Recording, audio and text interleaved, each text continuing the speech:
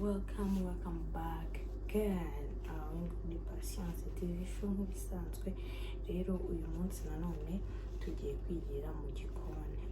Mutereke agatebe hafi tubane mu guteka inkoko yanjye. So uyu munsi tugiye gukora iki? Tugiye kotsa inkoko. Tugiye kotsa inkoko uyu munsi narushinja ko twarya agakoko kokeje. Rero muze mubane nanjye uburyo ngiye kubitegura. Hanyuma inkoko ngizi iyi ngiyi ni chicken masala. Uyu ni umunyu kubereka ibyo bukoremo aha,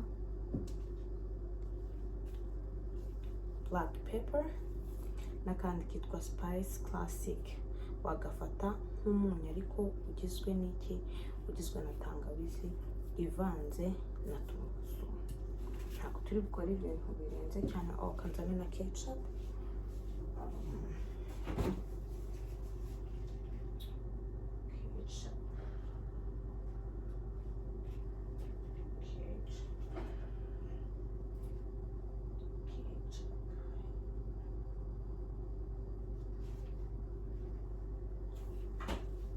Ndabona ndibuze kuza gukoreshamo bibiri. Ndakoresha ibi bya curry, nkoreshe n'iyi ketchup. Ndabishyiramo nabyo bijyaho.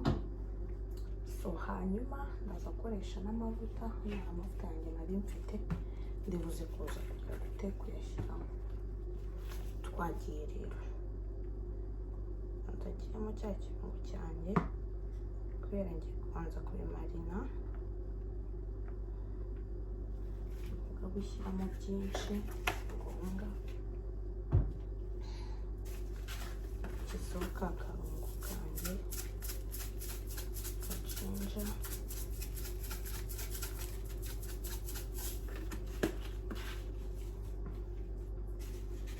Nashyizeho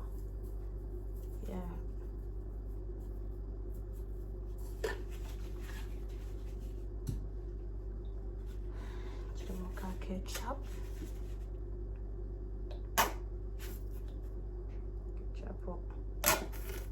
igiye gusa nkaho inshirana ariko iracyarimo. Indi yadukorera, urabona ko hasigayemo n'indi. Asa no kuri iki, by the way, iki cyo murabibona ko n'ubundi ni igisanzwe cy'ama bacon.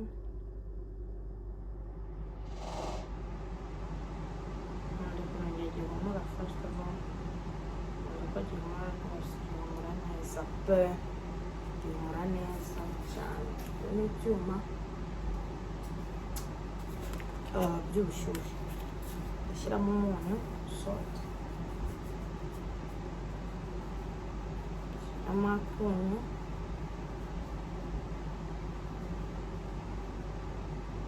amakaringanizo utaza kuba mwinshi.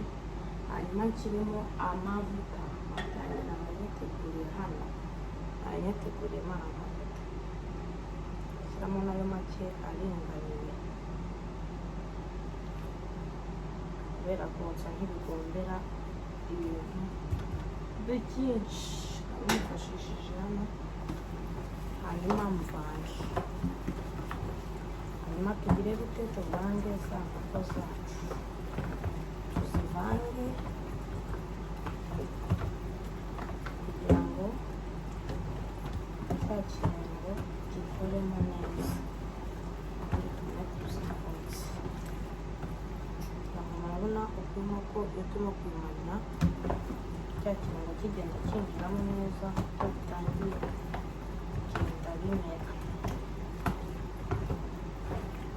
Uko bitangiye bigenda byifata. Ndavanga neza ku buryo ibintu byose bigenda neza. Ntabwo rero tubize gutinda nitubona inkoko yacu maze geramo akarungo neza. Turategura iki? Turategura uburyo utangira kwitegura gukoresha ifuru. Uburyo utangira kwifashisha uburyo dutegura ifuru yacu.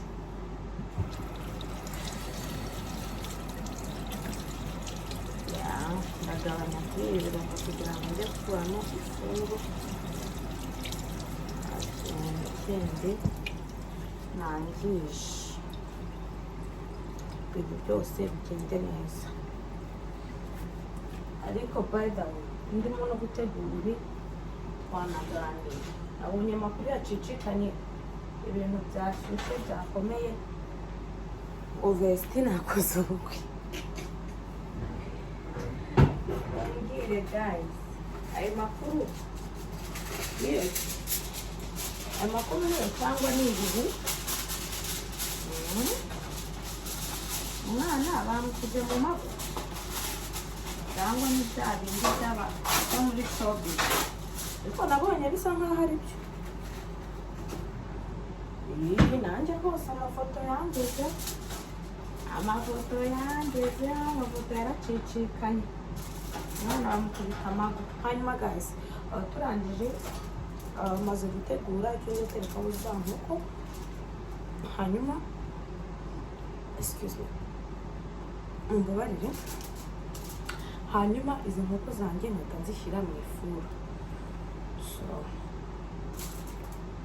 gutegura ikijyaho za nkoko zacu, hanyuma tukazishyira mu ifuru, tukaza gutegereza ko zirangira, ubundi tukarya.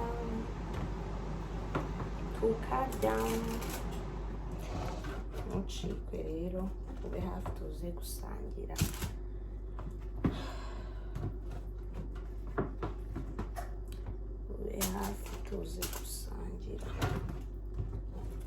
Korata murabona bino bintu bitoroshye, umuntu wese si yakwikorera aho ari hose, umuntu wese yakwikorera pe, biroroshye. Ni amazi, kagasosi ntabwo nakangiza, kamwamenya kuri sancike.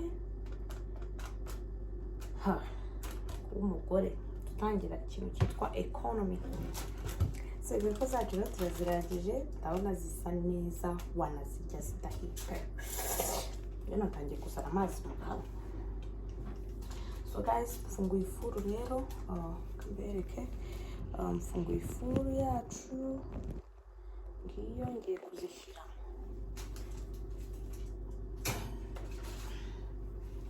Dore uko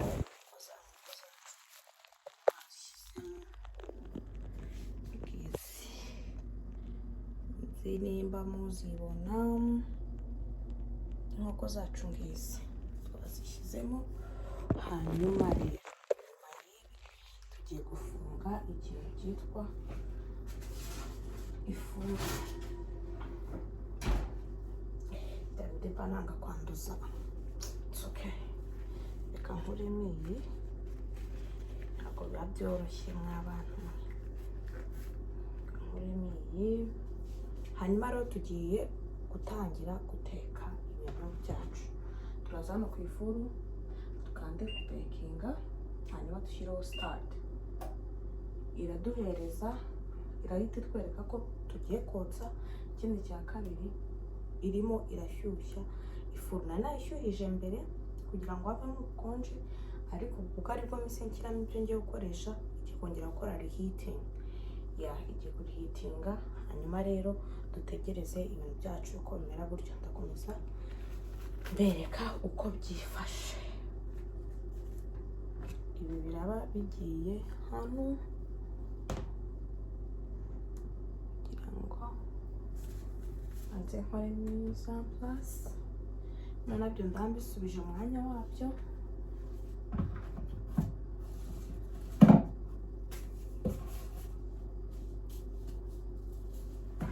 Ndabisubiza hano.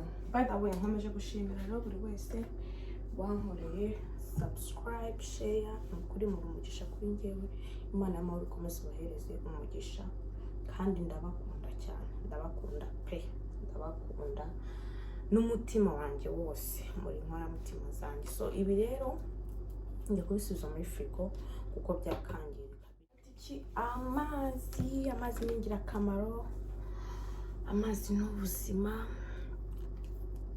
Amazi rero ngiye kunywa amazi mu gihe utegereje ko ya nkoko yacu bigira gute, bigenda bitungana bijya mu buryo. nkumbuye ikintu cyitwa amazi yo mu Rwanda.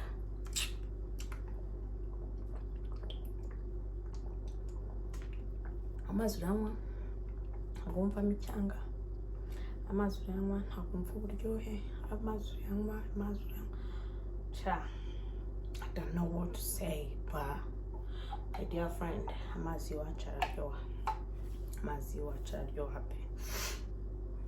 Nyine aya turanywa kugira ngo tubeshye umubiri ko twanyweye amazi. I can't wait kugaruka iwacu nkanywa amazi, nkarya ibintu byose numva nshaka nkumbuye. Mwegeze kwima ngo bana b'iwacu na cisha nk'irungu, bana b'iwacu na cisha nk'irungu, na cisha nk'irungu, na cisha nk'irungu. My friend, hano ni ukuba mu nzu yawe, ntabyo kunyagurika kwa kundi twe twavugaga reka njya gusura umuturanyi, reka njya gusura inshuti yanjye, reka hano guma mu nzu. Sohoka ugiye ku isoko mu modoka nabwo,